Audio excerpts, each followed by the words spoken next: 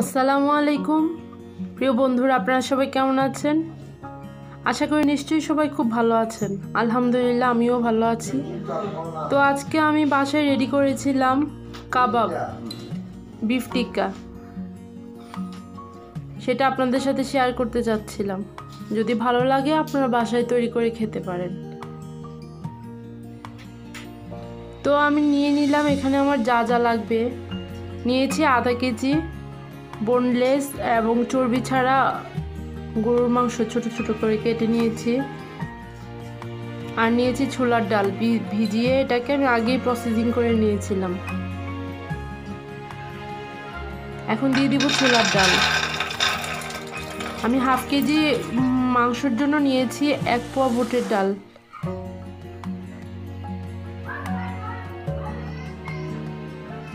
এখন মাংসটা দিয়ে দিব।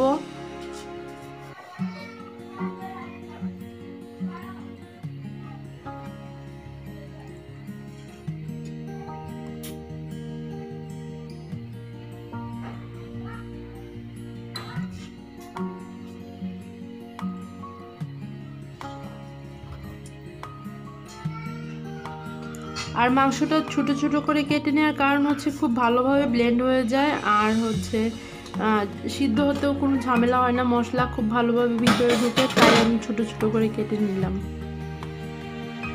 এখন দিয়ে দিব আদা বাটা 1 টিস্পুন পরিমাণ।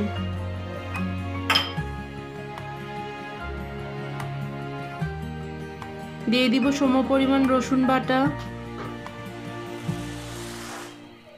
আপনারা ইচ্ছে করলে কেটেও রান্নাটাতে দিতে পারেন, বাট আমি বাটাটাই ইউজ করলাম। আমার বাটা মশলাটাই মানে খুব ভালো লাগে, তাই। এখানে আমি জিরার গুঁড়ো দিচ্ছি, সেটাও আমার বাসায় বানানো, রোদে শুকিয়ে তারপর হচ্ছে আমি ব্লেন্ড করে নিয়েছি এটা শুকনোভাবে। এখানে নিয়েছি একটা স্টার অ্যানিস, নিয়েছি লবঙ্গ, নিয়েছি একটা কালো এলাচ, নিয়েছি মৌরি, আর নিয়েছি সাদা এলাচ। সবটা এখন আমি দিয়ে দিব। নিয়েছি 1 ফালি জয়ফল, নিয়েছি দারচিনি ছোট ছোট টুকরো করে 5-6 পিস, দিব কাবাব চিনি, গোলমরিচ। এই মশলাগুলো আমি আস্তেও ইউজ করেছি, কারণ প্রেসার কুকারে যখন ইয়ে করবো এটা সিদ্ধ হয়ে যাবে, খুব ভালোভাবেই সিদ্ধ হবে, তাই।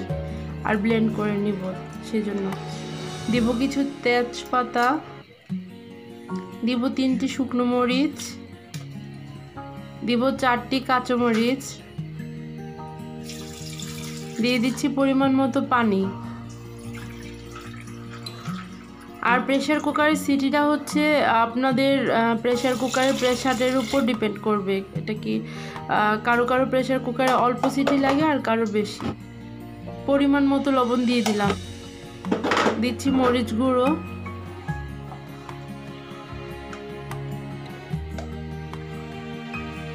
দিচ্ছি হলুদ গুঁড়ো, দিব 1 টেবিল চামচ সরিষার তেল। এখন ভালো করে এটা নেড়ে নিব। আমি হাতে নাড়িনি, কারণ হচ্ছে হাতে মেখে নিলে হাতটা আমার খুব জ্বলে, তাই আমি কাঠি দিয়ে নাড়া দিয়ে দিলাম। দিয়ে দিচ্ছি অল্প কিছু পেঁয়াজ কুচি,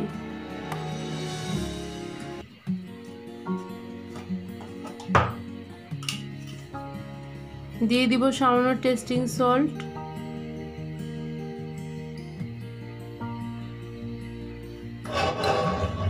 এখন আমি ঢাকনাটা লাগিয়ে সিটিটা বসিয়ে দিব।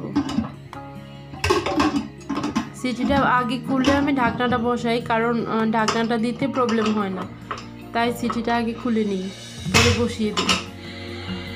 এখন চুলোতে দিয়ে দিলাম।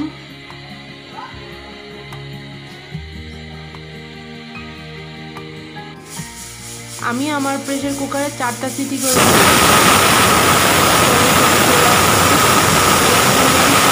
একে 4টা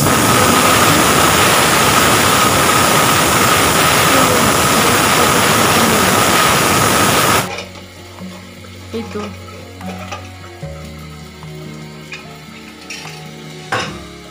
কুকারের মাংস আর বুট মানে ডাল একদম সমভাবে সিদ্ধ হয়েছে।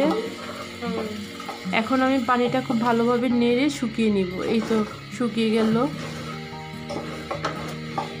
আর বেশি করতে যাব না, কারণ নিচে দিয়ে লেগে গেলে খাবারটা থেকে একটা বাজে গন্ধ আসবে, তাই আমি এটাকে নামিয়ে নিলাম। ঠান্ডা হলে এটা এভাবেই মানে একটু শক্ত হয়ে যাবে।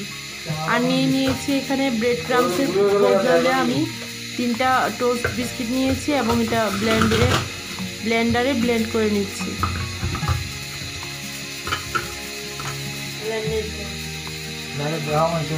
এই তো হয়ে গেল। এখন এটা আমি ঢেলে নিব।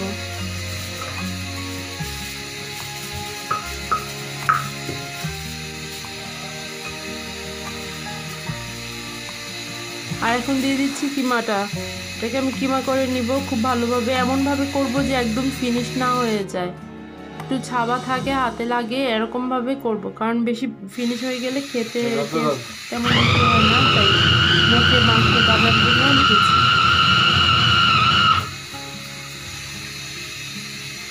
এই তো আমারটা হয়ে গেছে। এখন এটাকে আমি নামিয়ে নিব।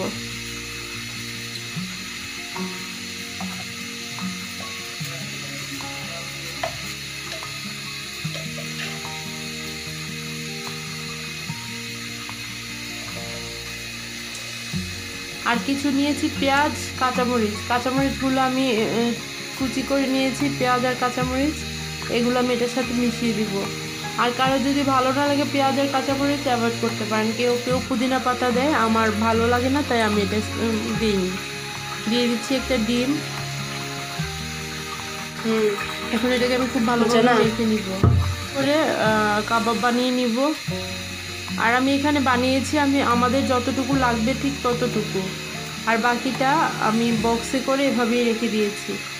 আর আপনারা চাইলে জিপলক ব্যাগে ভরে এরকম কাবাব করে ফ্রিজে রেখে দিতে পারেন, ডিপ ফ্রিজে অনেক দিনের জন্য। আর ওই প্রসেসটা আমি আরেকদিন দেখিয়ে দিব। আজকে আমার তাড়া ছিল, তাই আমি এভাবে করে ফেলেছি। এই যে আমি বক্সে রেখে দিলাম এটা। একটা প্যানে তেল বসিয়ে দিব। এখন তেল দিয়ে নিলাম পর্যাপ্ত পরিমাণে। তেলটা একটু গরম হয়ে আসলে আমি দিয়ে দিচ্ছি কাবাব।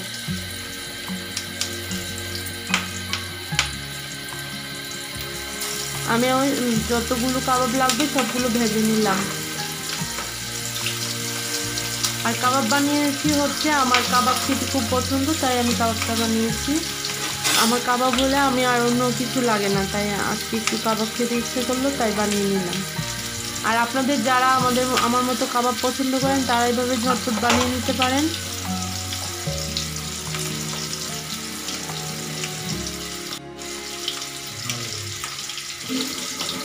এই তো একটু উল্টিয়ে দিব। হয়ে গেল কাবাব।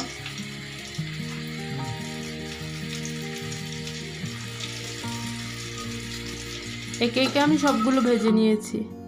আমি আপনাদেরকে সার্ভ করে দেখাচ্ছি।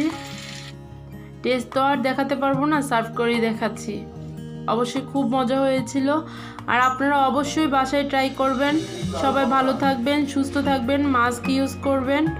আপনারা সবাই আমার জন্য দোয়া করবেন, আমার পাশে থাকবেন, আমাকে কমেন্টের মাধ্যমে আমার ভুলগুলো ধরিয়ে দিবেন।